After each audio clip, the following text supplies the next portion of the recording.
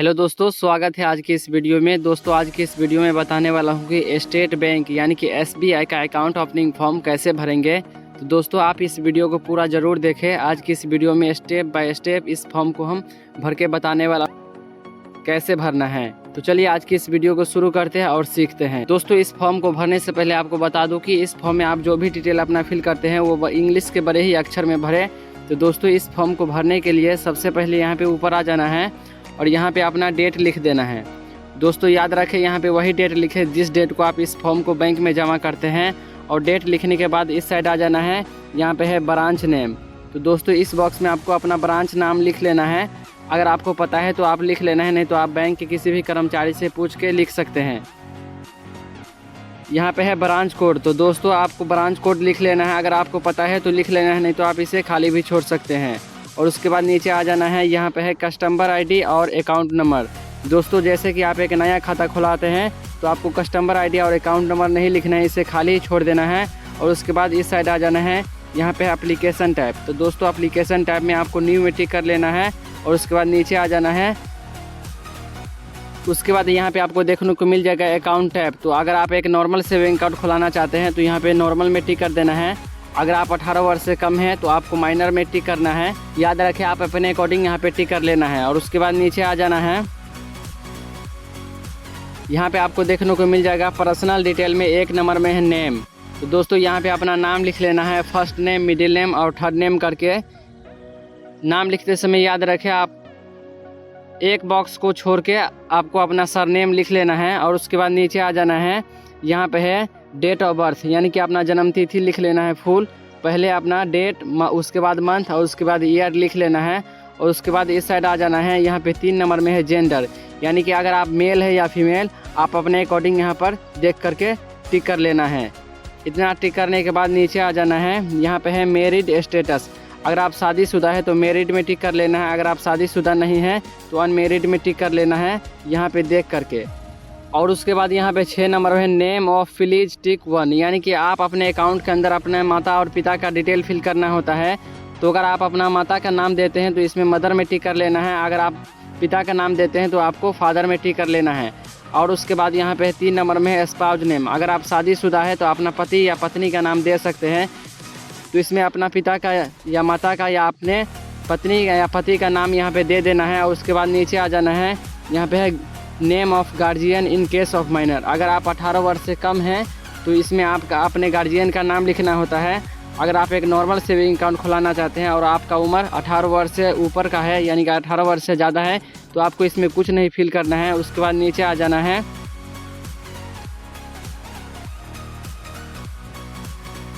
यहाँ पे 8 नंबर में आपको देखने को मिल जाएगा नेशनलिटी यानी कि इसमें आपको इंडियन में टिक कर देना है और इसमें इंडिया लिख देना है। और इसमें सिटीजनशिप में 9 नंबर में इंडियन लिख देना है।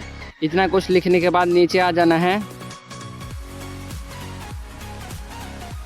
यहाँ पे आपको 10 नंबर में देखने को मिल जाएगा ऑक्यूपेशन टाइप यानी कि आप क्या करते हैं, किस सेक्टर में काम करते हैं। आप अपने अकॉर्डिंग यहाँ पर देख करके टिक कर लेना है।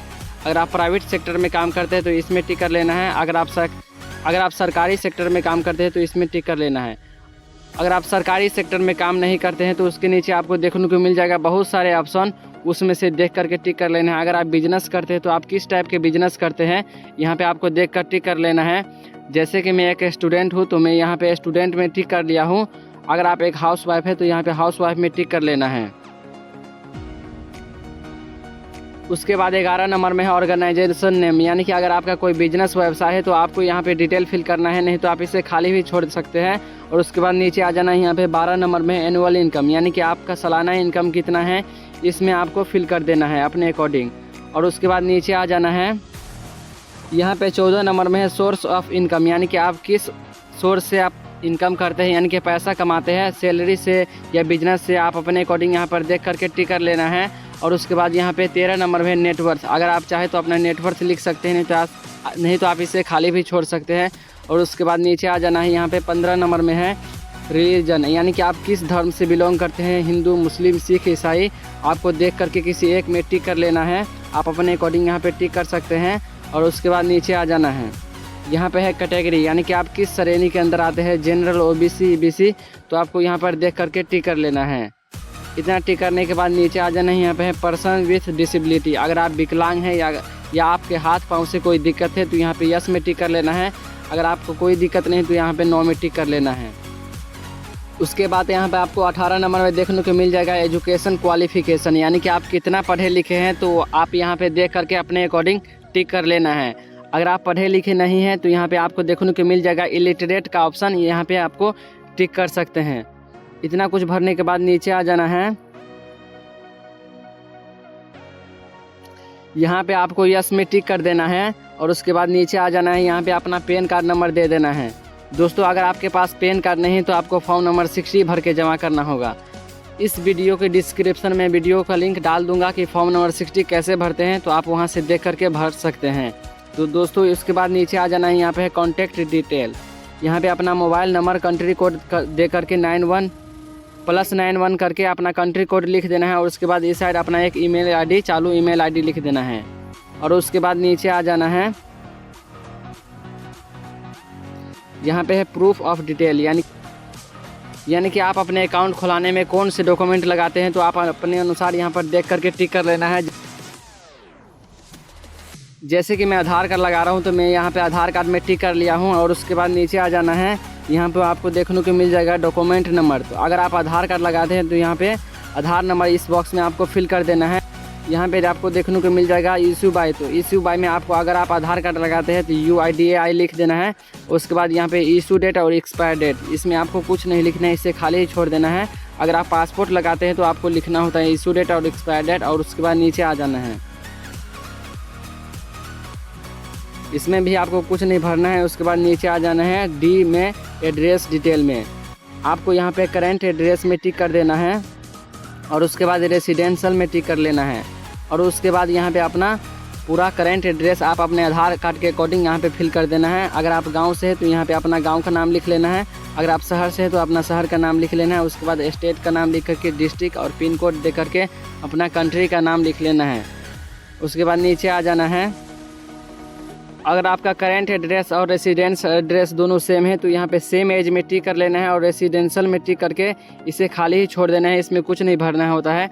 अगर आपका जन्म स्थान कहीं और है, अगर आप कहीं और रहते हैं तो इसमें दूसरा एड्रेस आपको फिल करना होता है। और उसके बाद नीचे आ जाना है।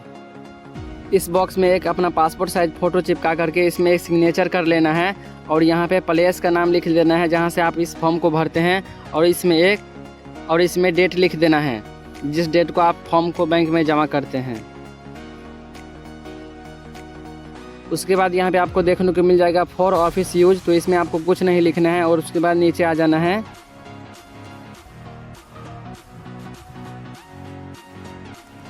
यहाँ पे अकाउंट टैब में सेविंग में टिक कर लेना है। और उसके बाद नीचे आ जाना है। मोड ऑफ ऑपरेशन में सेल्फ में टिक कर लेना है। अगर आप खुद का अकाउंट खुलाते हैं तो यहाँ पे सेल्फ में टिक कर लेना है।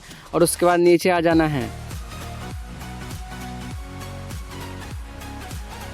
यहाँ पे आपको देखने को मिल जाएगा सर्विस रिक्वायर, सीन में आपको देखने को मिल जाएगा सर्विस रिक्वायर, तो यानी कि आप कौन कौन से सर्विस लेना चाहते हैं तो इसमें आपको टिक कर लेना है। अगर आप ATM कार्ड लेना चाहते हो तो यहाँ पे यस में टिक कर लेना है। अगर आप नहीं लेना चाहते तो यहाँ पे नो में टिक कर लेना है। और इस बॉक्स में आपको वो नाम लिख देना है जो नाम आप अपने ATM कार्ड पर छपा हुआ रखना चाहते हैं। और इसमें आपको देखने को मिल जाएगा आप किस कंपनी का ATM कार्ड लेना चाहते हैं उसका नाम में टिक कर लेना है। उसके बाद यहाँ पे कौन कौन से सर्विस आप लेना चाहते हो इसमें देख करके आप अपने अकॉर्डिंग टिक कर लेना है।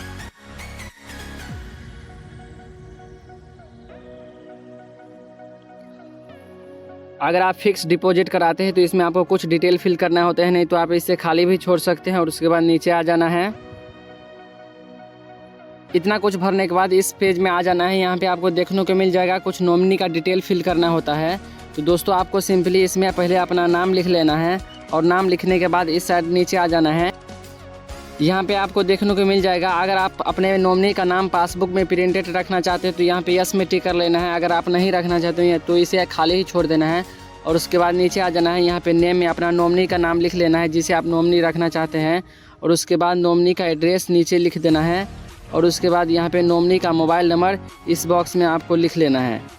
और उसके बाद यहाँ पे नॉमिनी का है रिलेशनशिप, यानी कि नॉमिनी के साथ आपका क्या संबंध है तो आप यहाँ पे वो लिख सकते हैं। और उसके बाद यहाँ पे नॉमिनी का एज लिख लेना है। और उसके बाद नीचे आ जाना है। यहाँ पे इस बॉक्स में आपको एक सिग्नेचर कर देना है। और इस बॉक्स में भी आपको एक सिग्नेचर कर देना है।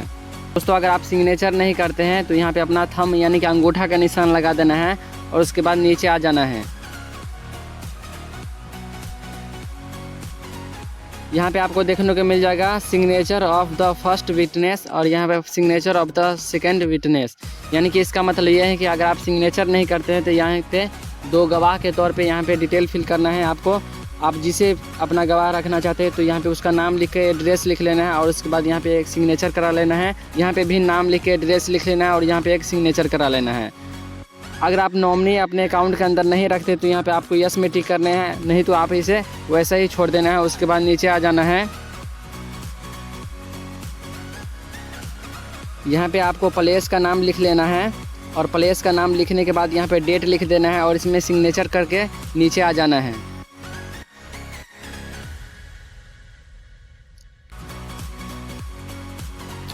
इस बॉक्स में भी आपको एक सिग्नेचर कर लेना है और इस बॉक्स में भी सिग्नेचर करके नीचे आ जाना है। इतना कुछ भरने के बाद दोस्तों आपका फॉर्म कंप्लीट हो जाएगा। ये बैंक का कुछ निर्देश है तो चाहे आप इसे पढ़ सकते हैं। दोस्तों उम्मीद करता हूँ कि ये वीडियो आपको पसंद आया होगा। अगर वीडियो अच्छा लगा हो तो हमें कमेंट में ज़रूर बताएं। अगर आपके मन में कोई भी डाउट हो तो हमें कमेंट में आप बता सकते हैं। अगर वीडियो अच्छा लगा तो वीडियो को लाइक करके हमें चैनल को सब्सक्राइब जरूर करें। तब तक के लिए इतना ही, मिलते हैं किसी नेक्स्ट वीडियो में। तब तक के लिए जय हिंद, जय भारत।